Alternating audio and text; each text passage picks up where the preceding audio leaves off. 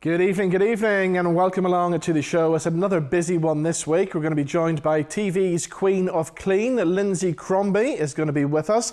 We'll be finding out about the Mary Jones play, Stones in His Pockets, which is celebrating its 25th anniversary. It's coming back to the Lyric Theatre, and director Matthew McElhinney and actor Gerard McCabe will be joining us in the studio shortly.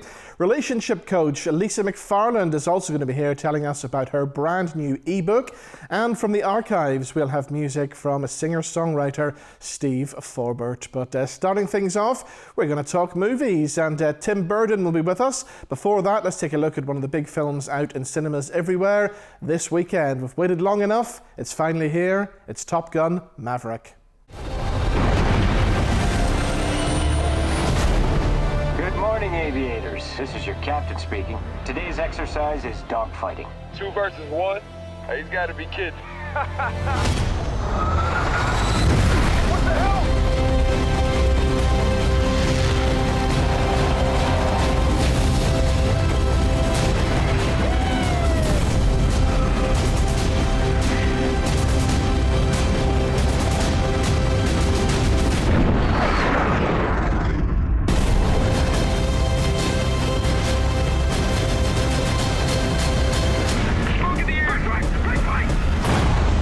So there we go, Top Gun Maverick. It hits the cinemas everywhere this weekend. To tell us more about that and what else is happening in the world of movies, Tim Burton's here. That's cool. You should sit and do that for the rest of the interview now. Yeah. No, it'd probably be upsetting people's TV screens.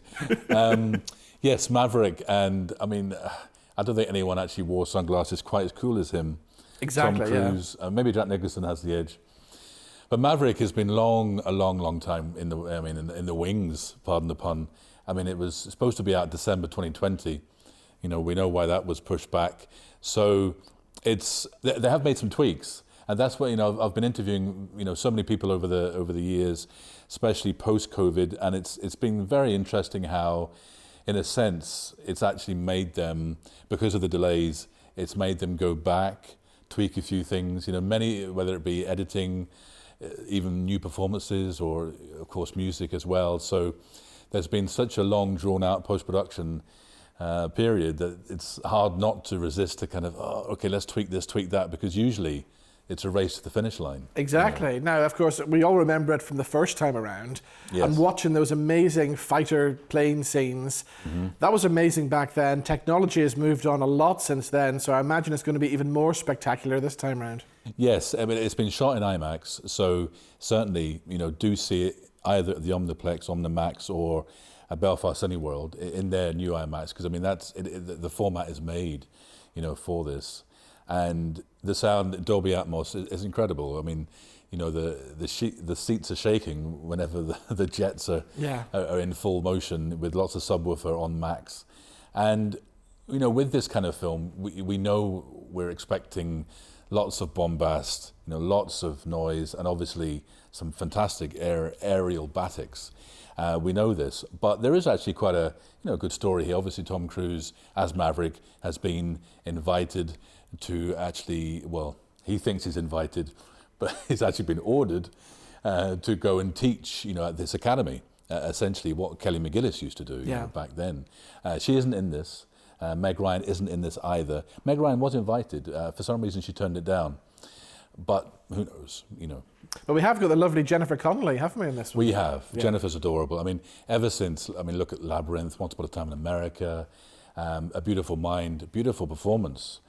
You know, she's a terrific actress, and she does do these kind of blockbusters well. You know, in addition to the more intimate roles, she definitely can wear many hats. And musically speaking, I mean, it's exciting because we have the familiar Top Gun anthem from Harold Faltermeyer. So Harold Faltermeyer is being assisted by Hans Zimmer. So Zimmer's giving it his kind of high production values. And, you know, there's certainly lots of his voice in there, but still remaining true to the original Harold Faltermeyer song. And of course, there's a massive Lady Gaga contribution as well with Lorne. It's not exactly Berlin, Take My Breath Away, but it's a good song. It is. I mean, all the good notes are there. pay credit to Lorne Balfe, who's assisted in producing that song, and he also assisted Hans Zimmer. Lorne Balfe is from London and is a very talented composer. He's also just done a new Mission Impossible film, so some people might think he's certainly connected to Tom Cruise in many ways. And when you think about the original soundtrack, Danger Zone, as well, of course, as you say, Berlin's Take My Breath Away. But there's so many highlights on that soundtrack. I mean, that was one of those iconic soundtracks which, you would just love to have on repeat. There's so many great tracks. Exactly. Talking about music, let's talk about Ennio Morricone. Because I know there was a special film recently about him, wasn't there? That's right, yeah. Well, his dear friend, Giuseppe Tornatore, who, they were working together since the late 80s and famously Cinema Paradiso. And this documentary by Dog Woof Productions is directed by Giuseppe and is a really wonderful window into Ennio's genius world. We have some very rare, previously unseen footage of him actually at the Italian Music Conservatory playing trumpet. He was a trumpet player. And then we see all this archive footage. And then we see Ennio in his home studio. It's poignant because it would have been very soon before his passing, which is now almost 2 years ago.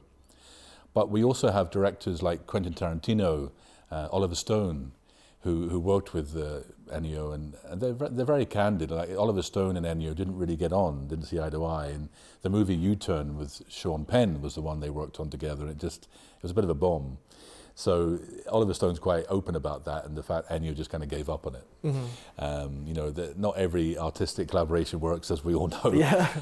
But there are, of course, the legendary collaborations like with Quentin Tarantino, the needle dropping of songs and Ennio Morricone scores in Tarantino's films was always just iconic. I mean, with Kill Bill.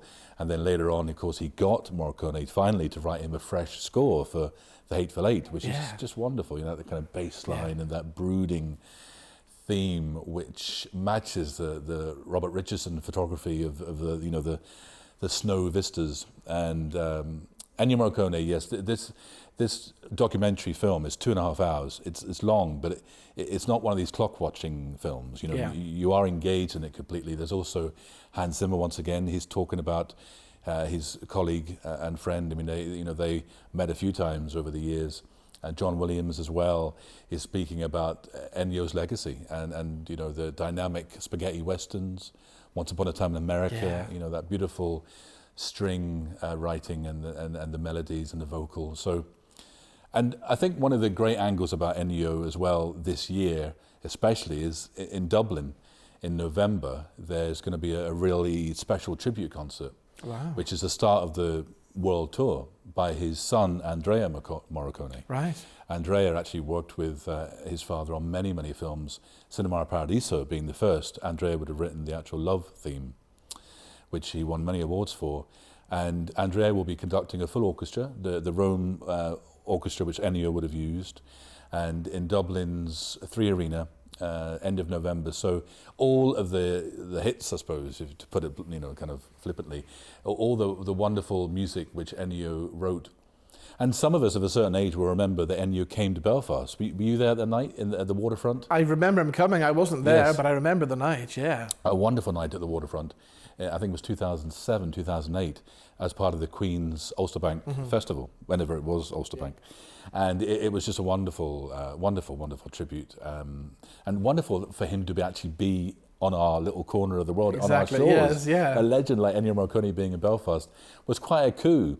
I believe it wasn't cheap to bring him here, but we're not talking about that. It was a wonderful night. But yeah, it's something to, I think, really reflect on Ennio Morricone's legacy, and having his music celebrated in such a way in a live concert performance is just tremendous. Brilliant. Let's move on to the streaming platforms now, because I'm finding there's just too many of them and my watch lists are just becoming overcrowded, and I don't know what to watch anymore. I'm getting anxiety thinking about what to watch next. I know, it really is hard to keep up track, isn't it? I mean, we've got Amazon Prime, we've got Disney Plus, we've got Netflix. We have got a new platform coming in June, Paramount. Now, Paramount have a massive catalogue of not just classic films, but great TV, like sitcoms like Cheers, Taxi, and then Frasier in later Yeah. years. You know, so many great ones. And Taxi's one that hasn't been seen probably since back then as well. You know, we've been watching the reruns of Cheers and Frasier for years now, but Taxi, everybody forgets about Taxi. Brilliant sitcom. Taxi was great, yeah. I mean, it was one of the first times we saw Christopher Lloyd, Danny DeVito, and the famous, of course, the comedian Andy Kaufman, yeah. Thank you, Andy Kaufman. good recovery there. I forgot his surname. Great Jim Carrey film. Yeah. And Taxi was Gary Marshall's baby as well. You know, this fantastic writer. You know, and James Brooks as well, I think. So many great forces combined to make it a success. And many careers were launched thanks to Taxi. Yeah. I think that's safe to say. But Paramount's going to be. I mean, there's going to be exclusive things. The Star Trek director's cut, Star Trek the Motion Picture director's cut, the brand new 4K remaster will be premiering on the Paramount channel. So if you subscribe to Sky, you'll get it exclusively as part of your package, which is brilliant, good. yeah. That always helps, you know. And so that's Paramount, yeah. But as you say, there's so many. You know, I mean, one of the things about Disney Plus, we're certainly looking forward to the latest Star Wars adventure. Oh, yes. I mean, we've just finished Boba Fett, and now we've got Obi-Wan coming, so it's exciting times. It is, and it's great to see Ewan McGregor back. You know, we don't have a different actor. Ewan McGregor, you know, he did get a bit of stick for trying to be too much like Alec Guinness, but I think, you know, the years have been kind to that performance because there's a lot of integrity in that performance. You know, he wasn't. I think sometimes he was just dealing with such a terrible script. Some of the stuff he came out with, like, seriously. You know, but George Lucas would admit himself he's not the best writer, and you know he's a great director. But the Ewan McGregor, yes, as Obi-Wan is perfect casting, and we have a brand new theme by John Williams, which is great. Wow. So Disney got him to write the actual theme, and then Natalie Holt and some of her assistants are going to be writing the episodic scores, you know, throughout the series. So, yes, big high hopes. I want every lowlife and bounty hunter to squeeze him.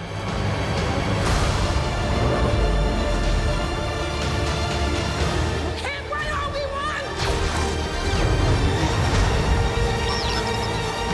You can't escape him!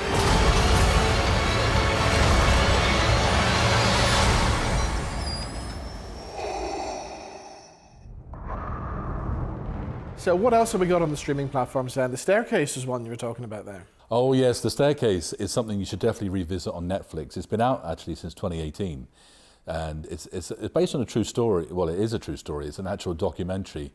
This lady fell down the stairs. Her husband, you know, he was a famous novelist. He's phoning the police. He's all, you know, terribly upset. And then what ensues is this massive court case because the police and the district attorney are convinced that the husband pushed her down the stairs or, you know, bludgeoned her. It's an awful story. And it's very graphic. So there's autopsy scenes which are really quite intense. So if you're not familiar and if you don't like all that kind of thing, don't watch it. But it's as documentary filmmaking, it's very, very good. You know, as I said, these French directors came over because they saw the story in the paper and they thought, oh, this will make a good documentary. And indeed it does. I mean, there's about 14 episodes, so it's lengthy. You need to stick with it. And it's, you know, from the timeline of the late 90s through until only a few years ago, I think 2012. So that's on Netflix, which is, I suppose, a segue into what's showing. I think we're halfway through now. The Sky Atlantic, The Staircase, which is the dramatisation of the documentary of the true story with Colin Firth and Toni Collette. Dad has been there for us always. Stop questioning everything. Just stop. I can't. Do you really think that Kathleen Peterson really knew who her husband was? I think there are not many families like us. I'm tired all the time. I need help. We're not perfect, but we stick together. They called me a liar! Maybe we both are. And we love each other. I would watch the documentary first before seeing this dramatization. That's my advice. All right. You know, my 2 cents. And with Amazon Prime and Disney Plus, I think we should mention This Is Us. Yes. Now, season 6. This is the final ever season. It's been quite a journey, you know, with the family, from kids adopted family through until they have their own kids. You know, they're dealing with loss, they're dealing with love, dealing with births. It's one of the I think it's called, I suppose, the giveaways in the actual title. This Is Us is very relatable.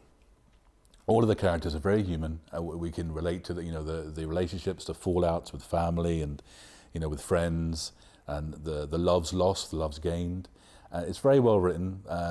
Beautiful use of the Billy Joel song recently, and Yes. So It Goes. Beautiful song, and that was in episode 6, and I can't recommend it enough. So if you haven't, I mean, you need to start with obviously season 1. Yeah. But if you are familiar with This Is Us, and they even filmed it during COVID as well, and it's been on our screens for some time, it's something you should definitely stream. Okay, now we waited years for the new Top Gun movie. Another movie we've waited years for is the new Elvis movie as well, which is on the way in June. I've got a clip standing by, but this looks pretty good. Tom Hanks as the Colonel as well. That's right. Yeah. Tom Hanks. You remember whenever Tom Hanks got, COVID? Yeah. This was whenever he was filming this film. Because Baz Luhrmann always films over in New Zealand or Australia, so you have to go to him. He doesn't come over here. But Baz Luhrmann's vision is just outstanding. We know his movies, Moulin Rouge, Romeo and Juliet. Get a haircut, buttercup! In that moment, I watched that skinny boy transform into a superhero. Well, you may go to college, you may go to school, you may have a pink Cadillac, but don't you make nobody's fool now, baby. Don't make a baby home play house, baby. You wanna play house? What all that? The wiggle. The what? Them girls won't see you wiggle. Move, man.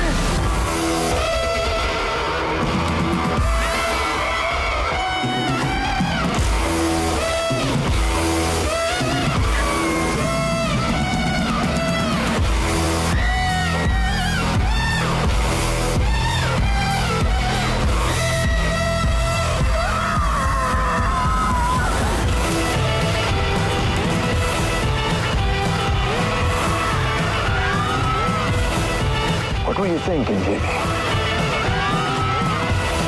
I don't know what I'm thinking. Please, Lord, don't let him hurt my baby. Hurt him? Looks like they want to...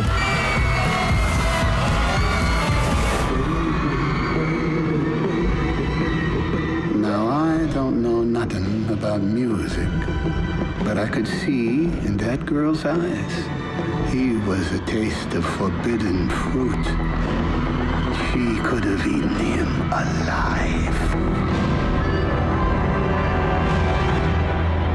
He was my destiny.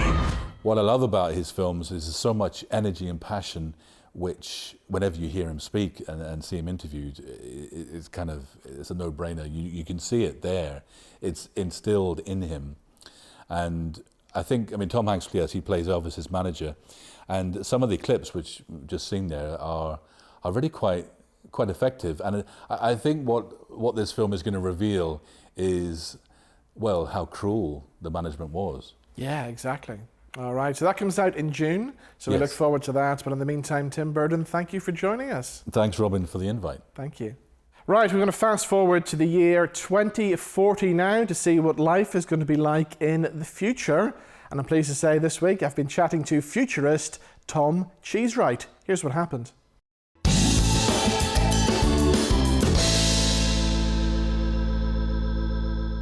Tom, how are you, sir? Good, thanks. Very good. Good. Well, thank you for joining us. So tell us about the Future of Mobility 2040 project. What's all this about then? So this is a project done by Zego, an insurance company, looking at what the future of transport and mobility might look like in a couple of ways. First of all, asking us, the public, what we think about what we want. And interesting, we're all quite excited, it seems, about 60% of the population excited about the future some of these technologies like autonomous vehicles might bring. But also trying to visualize it, and this really sucked me in, actually creating a three-dimensional visualization of what the future of transport might look like in one of our city centres. So, of course, we've already started to see things happening like hybrid cars and electric cars. They're already starting to take off. Yeah, well, I mean, takeoff's an interesting term because we're going to have flying electric cars as well before long. But let's go back to the normal electric cars. About 36% of us, according to this survey, have actually already used or drive an electric or hybrid car, or have used an app to summon a sort of an alternative form of transport. So this technology isn't science fiction. It's something we're starting to experience day in, day out.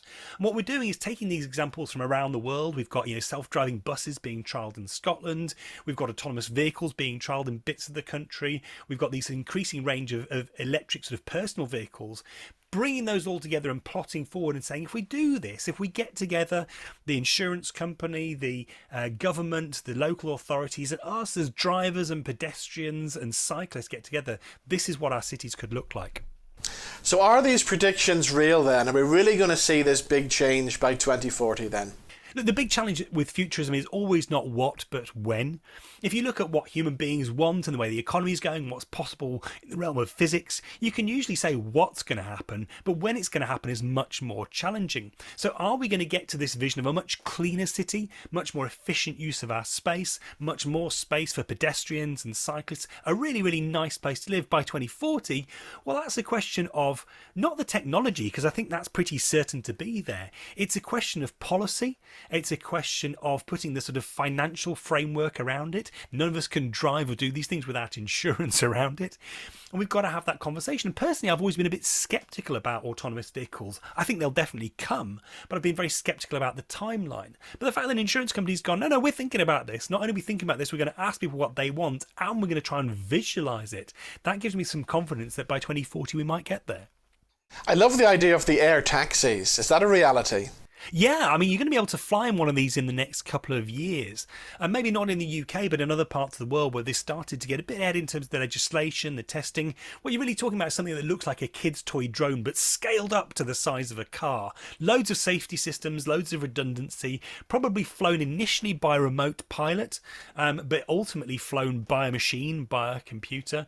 And absolutely, these are things are going to be a reality. Partly how I know is that property companies I've spoken to are already starting to plan for the landing pads in cities so that people can use these to do short hops from city centres and out again. So obviously when these things are going to come into place then, city councils and stuff are going to have to make a lot of changes to the city centres.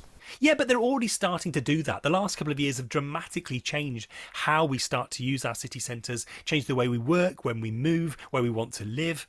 And we're starting to see this sort of re-urbanisation kicking off again as people come back to cities, recognising all the brilliant things they can bring.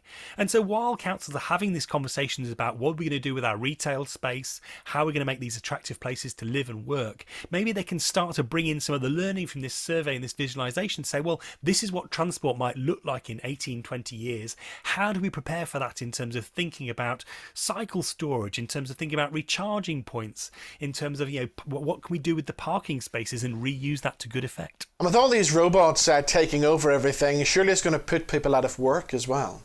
I think it's an interesting challenge from the perspective of drivers and driving work. Yes, there's a possibility that machines do take some jobs, but a couple of other things happen. First of all, the machines can't do everything. It's no good getting a parcel to the door if you can't get it inside. Second of all, actually, people like human service. People like actually the human face, the empathy, the contact. We've got one delivery guy who stands out from all the others because he's got that sense of personality, the conversation, the interest. We really value that. And so I hope that, maybe some jobs might be displaced, but actually we can create higher value jobs where we really value that sense of human and personal customer service. And are we going to be seeing more robots and things around the house as well? Yeah, absolutely. I don't know about you, I'm a big fan of my robot vacuum cleaner. It turns this sort of the big pile of cereal that the kids inevitably leave behind after breakfast, sweeps it away and tucks it into a little pod. That's very welcome. I mean, maybe you should say I should get the kids to do it for themselves, but good luck with that. I've tried. And there are more and more of these robots coming in the next few years. Definitely things like potentially food robots, sort of smarter things for food preparation that you can leave to stir stuff, chop stuff, do stuff on its own. It's a little way out. It'll be expensive at first, but it'll come to us eventually. You've got plenty of stuff in your office. It all looks very technical there behind you. Well, I'm an applied futurist, so I like looking at the future, but I also like solving problems. So, very related to today, I wanted to really understand electric vehicles, electric cars. So during lockdown, my daughter and I actually built one. And you can see a part of my next electric car project up there. So, wow. yeah, if you really want to get to grips with this stuff, there's no better way than actually building things. And is that a robot or something just behind you there on the floor as well? There's a robot arm that's under construction over there, a building block type robot up there as well. Too many works in progress, if I'm really honest, but some of them do work. The car's safe, at least. Brilliant. It sounds like lots of fun. If people want to get some more information on the future of mobility 2040, where can they go to for that? Go check out these brilliant visualizations that Zego, this insurance company, has done. They're at zego.com, that's zego.com/2040, 2040. Brilliant. Well, Tom, it's been great talking to you. Thank you for joining us. My pleasure. Thank you.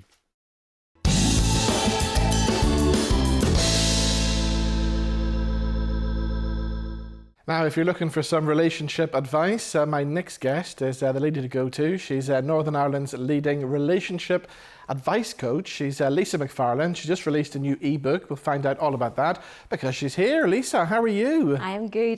Thank you so much for having me. Well, thank you for joining us. So tell us about this new ebook then. Tips and tricks to save your relationship, I believe. Yeah, or just to have a healthy relationship.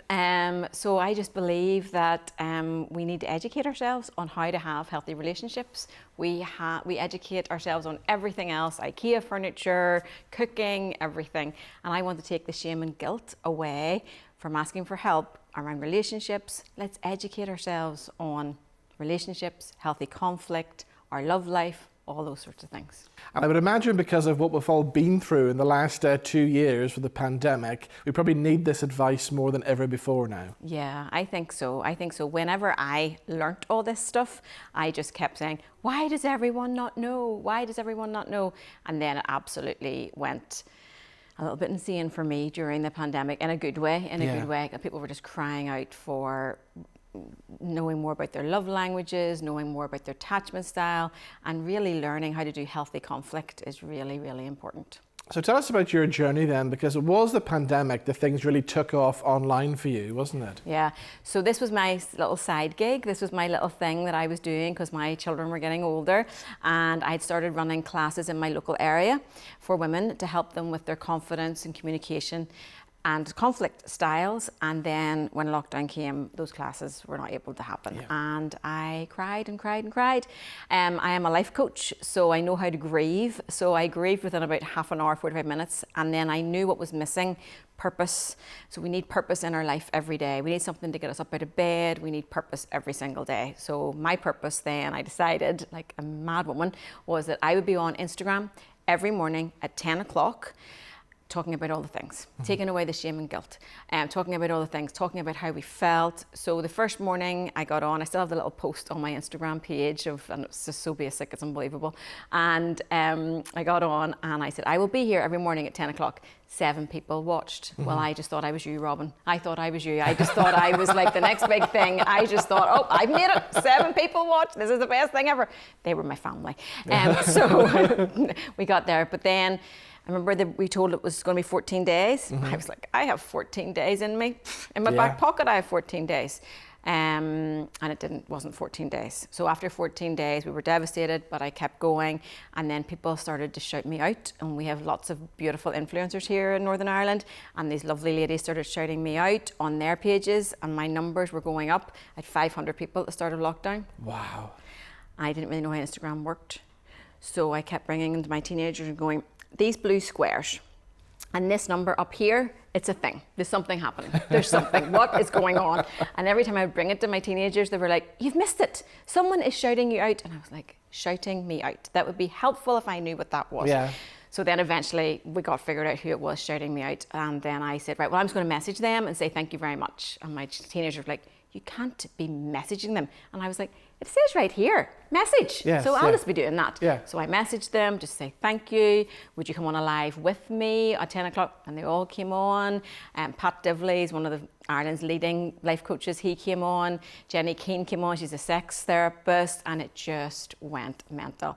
And I did 57 days in a row. And by the end, couple of thousand people were watching. So I really was you then, yes, Robin, exactly. by the end. Brilliant. I really was then. And think about you as well, you're so open and honest on the things as well. And I know yourself in your own marriage, you had to go and get some help at one stage, didn't you? That's how this whole thing started for us. And we were madly in love.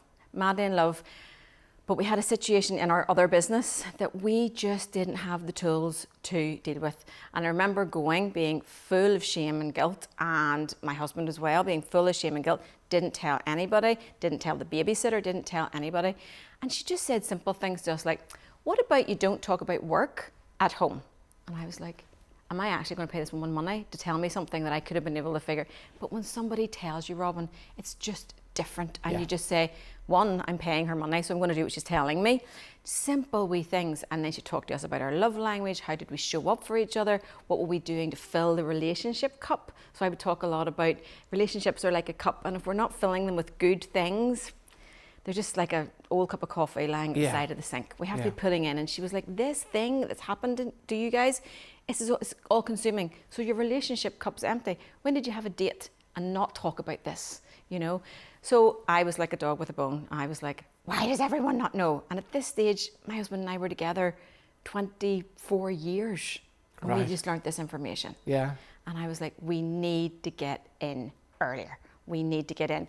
People sometimes now buy coaching sessions from me for their friends who got engaged. I think that's beautiful. I think that's lovely. People have told me they bought the ebook for their friend who's just got engaged. So is it good for people to get this advice right at the beginning of their relationship then? We should be getting this advice when we're becoming adults. Right, okay. This should be advice we're getting through adolescence. This should be advice that we're getting. And one of the main pieces of advice I say, and it's not really about relationships, it's about the relationship with self. Loving and accepting ourselves, knowing that we have a great love that we want to share with somebody, and then finding someone to journey this lifetime with. Okay, yeah. So what's your relationship with your husband like now then? Awesome. Yeah? And we use the tools. Well, we joke, and there's a bit in the book about the tools, because when you forget to use the tools, it's worse. Yes, yeah. So I was a huffer for 25 years. That was my go-to. I was a huffer. And now when I feel like huffing, I'm like, oh, I can't even huff because I know I'm not allowed to huff. It's just worse than allowed to huff. And through the pandemic, for all couples, old programming showed up for lots. I'm going to say 99% of couples. Old programming showed up. Stuff that you've carried with you from your family of origin, stuff that you saw in other relationships, but it's not working. Yeah. And repeating and expecting a different outcome, first sign of insanity. Okay, there'll be people watching this program right now. Okay, there'll be couples sitting at home. They've been married for many years. The husband is half asleep, half snoring on the settee at the minute. The wife's going, oh my God, Lisa, I need some help. Where does she start? You can follow me on Instagram, relationship.coaching.ni.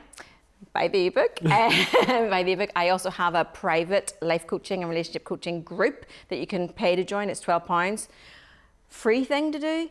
Do your love language test on the web tonight. It's a free love language test. A gentleman who's a marriage counsellor in America for 30 years. It's free, 5 love language tests. Find out how your person receives love and how you receive love. What we do is we speak to our person how we want to receive love, but that's not how our person receives love. I have people tell me all the time, sure, I'm doing everything. I'm tidying up. I'm picking up the children. I'm doing everything. And the other person will say, I don't care. Yeah. You don't see me.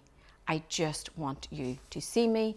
So their love language is time and probably words of affirmation. And the person who's doing all the jobs, their love language is acts of service. They think they're speaking love, but they're not. Okay, now when it comes to relationships, it's not just your love life we're talking about. Relationships with other people in your daily life, your work life, isn't it as well? Yeah, 100%.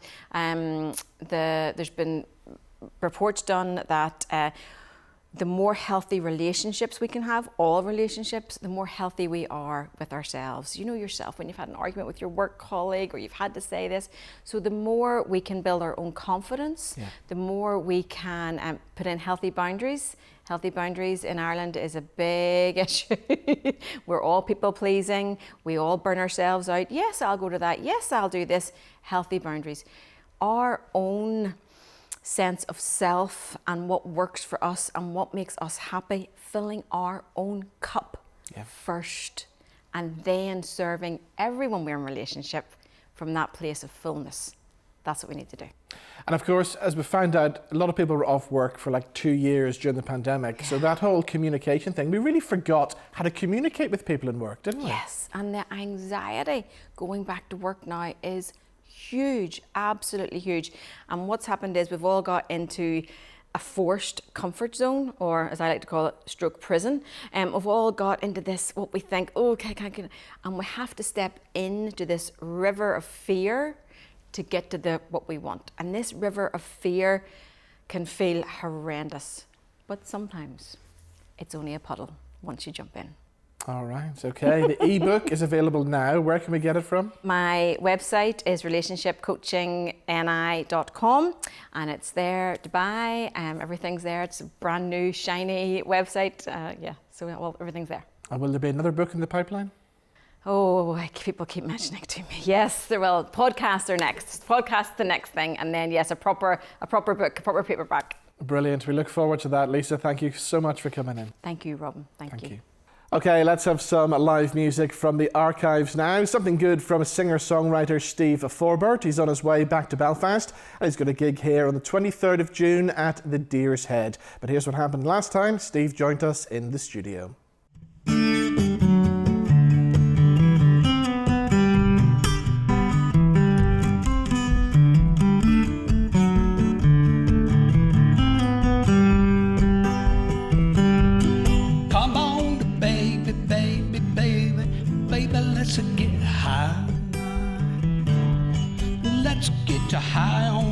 Itself and let the days roll by.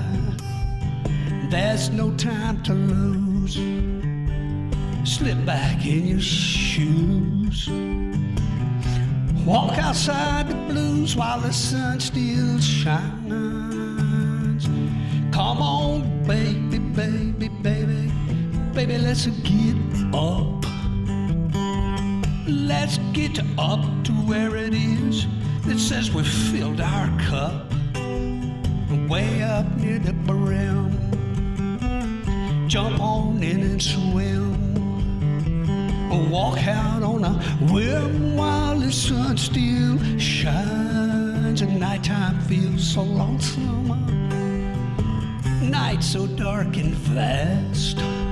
When autumn is coming, gone the sunny days fade fast. Come on, baby, baby, baby, baby, let's get high.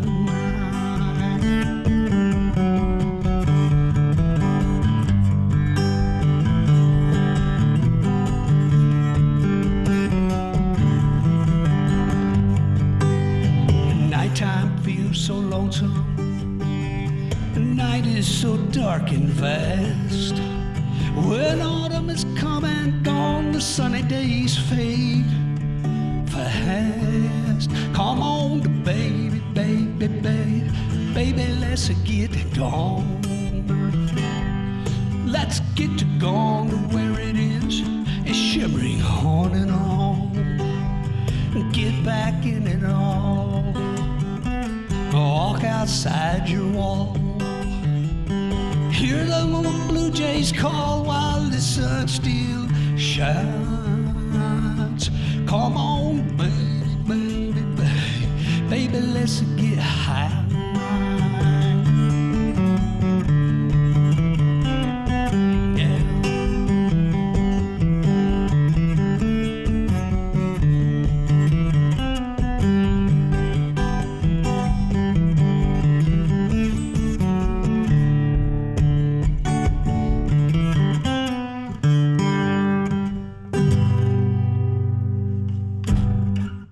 Now, it's hard to believe that it's 25 years since Stones in His Pockets, the Mary Jones play, was first produced. It's back. It's back at the Lyric Theatre, and I'm pleased to say Gerard McCabe and Matthew McElhinney are going to tell us all about it. Guys, welcome. So I'm going to start with you, Matthew, first, because there's no pressure on you. Your mum wrote it, your dad directed the original one, and now you're directing this one. Yeah, it's a real family affair. Well, I mean, it's been part of the furniture of my life, you know, growing up, Stones in his pockets, and we got the opportunity to do it last year at the Barn Theatre in the Cotswolds, which is a really exciting new theatre, and they've got kind of state-of-the-art, all the kits. So what we'd felt it was in the interim, you know, those 25 years that had passed, is that Stones had become a bit stale, and we kind of wanted to do it again, but we wanted to reinvigorate it and refresh it. So we've worked with the Barn to create a kind of whole AV element to it, and we've brought it right up to date in terms of the setting. And it really is Stones in his pockets, like you haven't seen it before, you know, and it'll feel like watching it afresh, which is what we were after. Exactly. So it's a two-hander. Gerard, obviously you're acting at this time round. What's it like for an actor to do this show? It's really daunting, actually. Whenever I was asked to do it, I first of all went to Matthew and says, if you're doing this, get me in. But when you remember the first time around, it was Kenneth Hill won the Olivier for it, and Sean Campion was so physical, so amazing in it, that when you start in, you realise what you've actually got yourself into. So yeah, it was really tough. I found, especially because it was just after lockdown, so after 2 years of not doing anything, it's tough to get into the swing of things again. But actually Matthew was brilliant and gave us all the time and space that we needed to create these characters, make them our own, so it's not just a carbon copy of the original characters, that we're able to put our own stamp on it.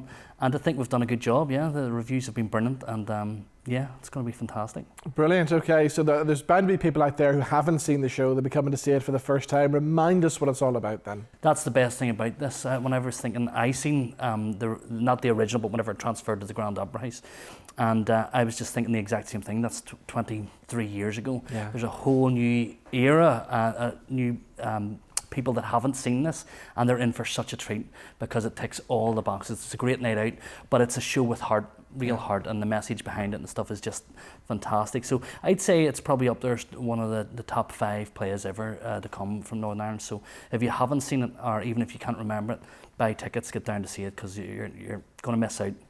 And the two main characters, I mean, they're just such fun characters to play, aren't they? All Matthew's mum's characters that she writes are so well developed, so rounded, but these two are the foremost. They're so close to us as artists, as creatives. If you have anything to do with the industry, you look at these characters and you know someone like that. You know, a Charlie Conlon or a Jake Quinn. They're everywhere in life. You'll know people like this in your street. Yeah. Do you know what I mean? So you're going watching, going, oh, that reminds me of that. There's always one Clampett in every family, sort of thing. It's 2 extras on a film set, and Hollywood comes to take over this little village in rural County Kerry, and it's the collision of worlds. And it's the premise being, well, the extras become the stars and the stars become the extras, and it's real feel good, but it's a tragic comedy as well, so it's got a tragedy at its heart, but it's about how these 2 guys overcome. So that's a kind of a brief kind of synopsis of what they're in store for them. We have to film people coming across the land. Do we not have a right to tell our story the way we want to tell it? To film the quiet valley. And those stars would become the extras, and the extras would become the stars. Charlie, for the first time in my life, I believe in me. I'm so used to thinking that everything I do is bound to be no good. Wide shots! Mid shots! Blue shots! Yes! Stones in his pockets. And it's great because it's been brought right up to date. You know, we've got Amazon Prime now streaming stuff. You know, you've got Game of Thrones. We're filming here for years, and there's so much film activity here that actually you can't get away from it. No, it's still very relevant. And because of things like Game of Thrones, half of Northern Ireland have been extras now in these things as well. So they will be able to relate to this, won't they? Yeah, I mean, it's actually probably even more relevant now than when it was first done. It was first done, what had inspired it was actually Michael D. Higgins. He had put in a lot of tax breaks for film companies. So at the time in the 90s, a slew of big Hollywood blockbusters were being made here. So that was the context in which it's written. But since then, Northern Ireland's growth industry is a film industry. And it feels like now is even more relevant because, as you say, half the country's been on a film set. So what about your mum and dad? How much input have they had into this then? Very little. I mean, she was... well, none. I think great. She feels like the work has been, but from her point of view, she wrote the play, the work's been done. We've taken a bit of leeway to bring it up to date, for example. We've, and just find humour wherever we can. We have by putting the movies up on the stage, there's a whole AV element. So we've filmed a lot of different faces to put up on this screen. And that means that the movie that's being shot in the play, we can actually run that alongside the action. Oh, wow. So we can juxtapose the film that they're making in the play against the play itself. And then you get a real sense of the irony of Hollywood trying to romanticize Ireland and the real Ireland, you know. So it as a concept, it actually really works. So that's kind of one of the main new elements we've brought to it. And Mary as well is of the opinion that it is the new generation, the show's for a next generation. And she was always saying to yourself and me that yous are the ones.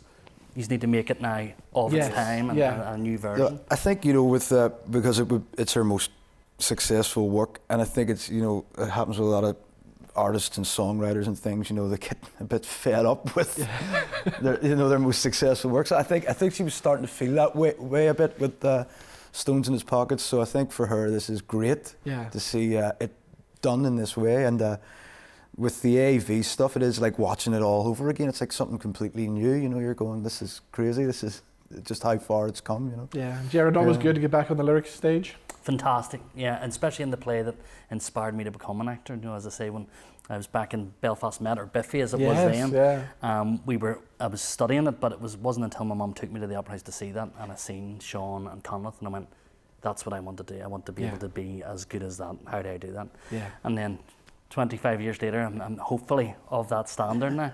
And no better place to bring it home to the lyric. You know, that's where it started out. And I think the audiences are in for a real treat.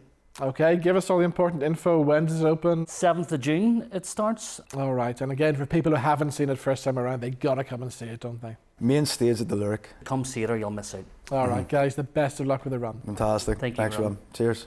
Okay, time to meet my final guest now. We're talking cleaning and music to clean to as well. Here's what happened when I caught up with TV's Queen of Clean, Lynsey Crombie.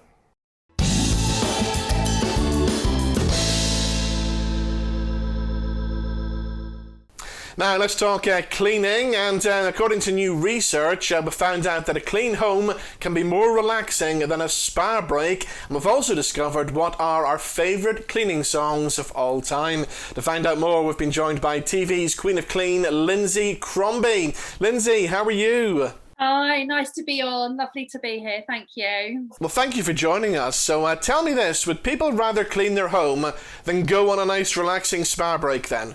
Yeah, definitely. So I've been working with Bissell on some great research, interviewing both men and women. And honestly, 71% of people say that cleaning gives them a great mood boost. And I, for one, completely agree with this, because whenever I feel a bit down or a bit miserable, I'll clean. And when I go to a spa, you know, I feel good for like an hour afterwards, but it doesn't continue. But when you've got a nice clean home, you tend to feel happy and positive for more than an hour. It's a good couple of days until it gets messy again. So you might feel happy and content once you've done the cleaning, but what about the lead up to that? Surely thinking about doing those chores and all the stuff you have to do, surely the thought of that is not going to make you very happy, is it? No, that needs some motivation. So what you need to do is you need to create yourself like a really fun, energetic playlist, or put on a good radio show, get the windows open, and get yourself in a really, really positive mindset. So with the research that I did, we looked at the best songs to get you up and dancing with your vacuum. And it was Queen's I Want to Break Free, which is such a great tune, you know, to get you up off the sofa, dancing around. And of course, the famous iconic music video had Freddie with the vacuum cleaner out doing the housework, didn't it? It did, and whenever my husband sat on his backside doing nothing, I'll put the tune on and he soon gets up and starts dancing around the kitchen. So sometimes we just all need that bit of motivation, and the research showed us that that song was like #1. So what else have we got in the top 5 then? I see Bon Jovi's in there, Bruno Mars, we got some Dolly as well, and the Black Eyed Peas. Yeah, it's a real mix of songs, isn't it? But I think they all offer something, and they're all songs that are full of energy.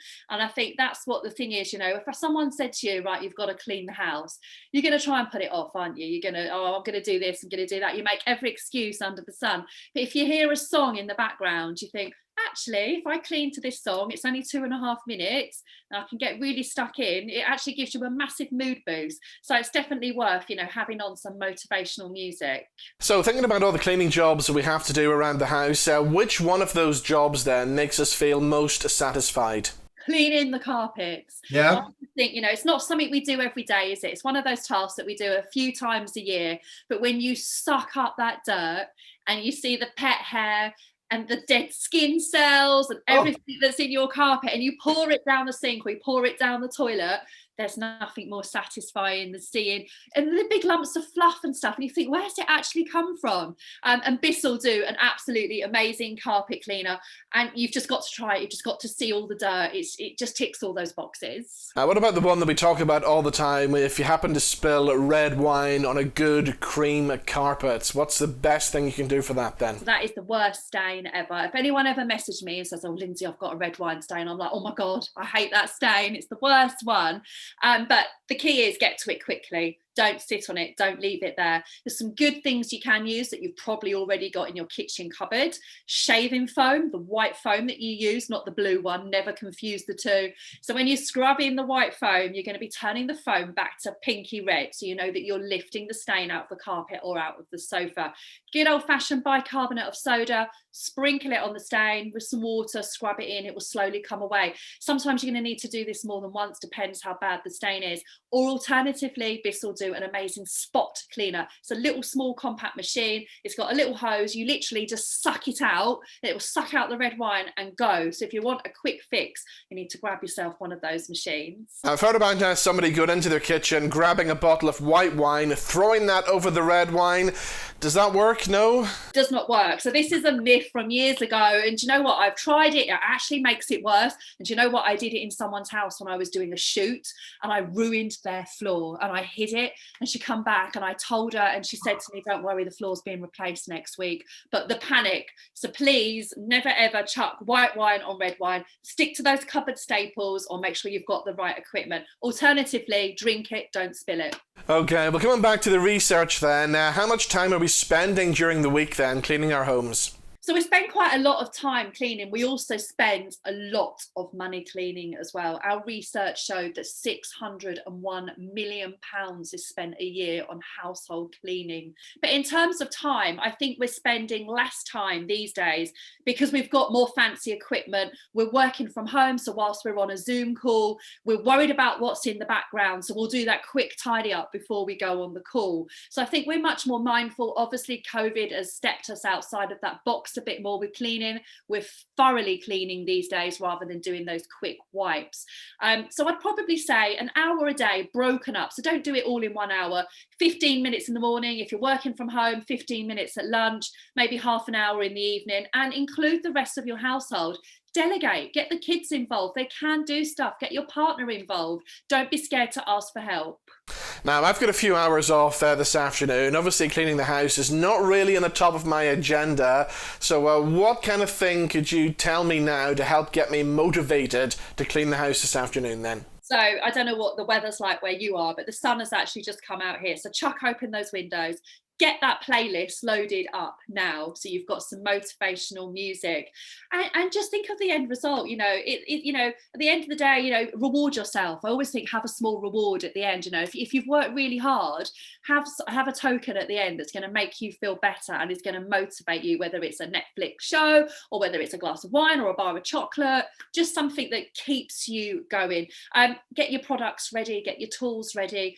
And just think of the positives, and how happy the rest of your household will be when they come home to a clean, shiny house. Brilliant. Some great advice there. Lynsey, thank you so much for joining us. Thank you so much for having me. Really enjoyed that.